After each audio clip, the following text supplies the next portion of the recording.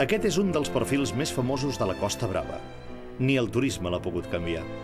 Calella de Palafrugell, pàtria de les cançons de taverna regades amb cremat, dels temps en què els mariners es reunien per passar l'estona bevent, xerrant i cantant. Símbol de la unió entre dos pobles, el català i el cubà. Si la platja de Sa Tuna havia vist tornar alguns dels indianos, els que havien anat a fer fortuna a Amèrica, els porxos de Port Bo, de Calella de Palafrugell, els havien vist marxar. És el cas dels mariners del Català, el famós barco de guerra del meu avi. Recorden? I és que la banda sonora d'aquest paisatge és l'Havanera. I ja saben que si la sardana uneix, l'Havanera agermana.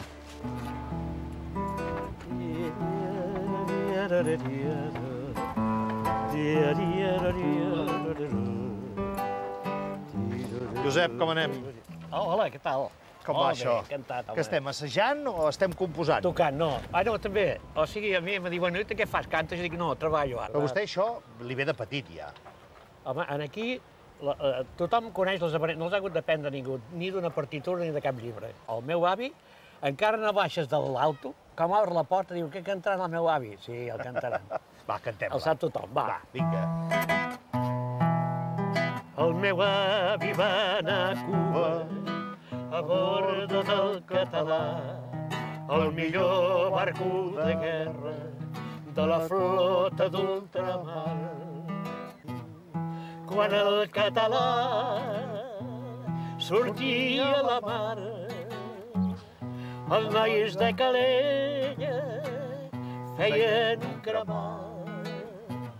Mans a la guitarra solien cantar. Visca Catalunya, visca el català.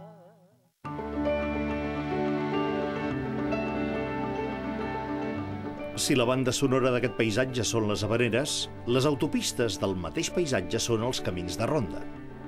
Aquí quedes atrapat per l'olor de pi, alguns, per cert, torçats per la força del vent. Caminant per aquests senders, descobreixes una postal nova en cada revolt. I això, encara que siguis mandrós de mena, fa moure les cames. Per què servien els camins de ronda? Mira, principalment hem de parlar de tres funcionalitats. La primera funcionalitat seria la de comunicació, d'anar d'una platja a una altra, d'una cala a una altra. La segona seria, en cas de naufragi, que els pescadors poguessin tornar al seu lloc d'origen tranquil·lament. I sobretot, la tercera funcionalitat, que és la més bàsica, era la de fer la ronda. Els carrabiners el que feien és passar per aquests camins del litoral per veure, controlar tot el litoral, que no hi hagués el contrabando, que no hi hagués l'estraperlo, que principalment l'estraperlo el que feien és comerciar amb cafè, comerciar amb sucre i comerciar amb tabac.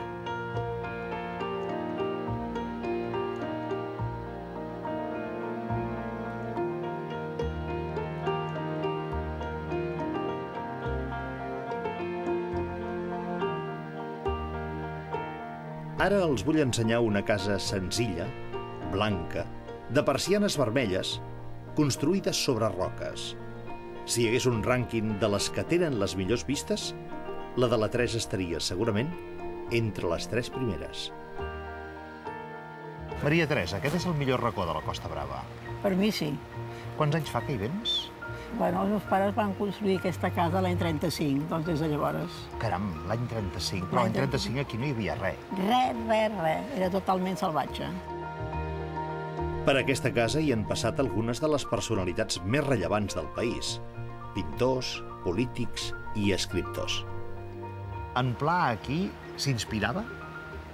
No sé si s'inspirava, però t'he portat aquest poema, que pot ser que tingui gràcia, i a més és molt adequat per avui que bufa tant el garbí. Oh, i tant. Però un poema d'en Pla. D'en Pla, sí. O sigui, en Pla era prosa pura. Firmat, no, ja això ja ho veig, però era prosa pura. Sí, però ell va dir, ara els hi faré un vers, doncs endavant. Sobre música de Verlaine, es titula, eh? I diu, el vent de Garbí, tan fi, m'enerva. El vent de Garbí, violí, desfibra l'entrellat del notariat de la família. El vent de Garbí, cargolí, humiteja la filosofia i la geometria de la misèria. El vent de Garbí, carmesí, m'aviva el son i m'adorm la geniva.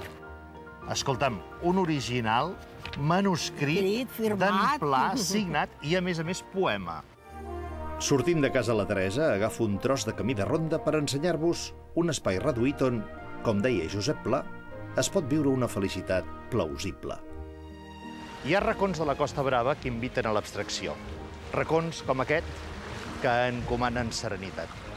Pins, roca, aigua, una teràpia natural que t'estalvia qualsevol fàrmac.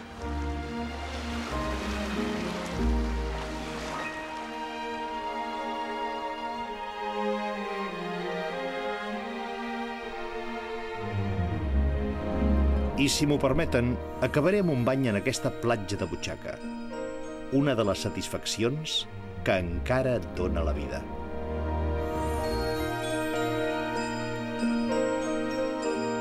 Estic convençut que després de veure'l no us estranyarà que aquest sigui el paisatge de la meva vida. Però també estic absolutament segur que a partir d'ara serà el millor paisatge de Catalunya.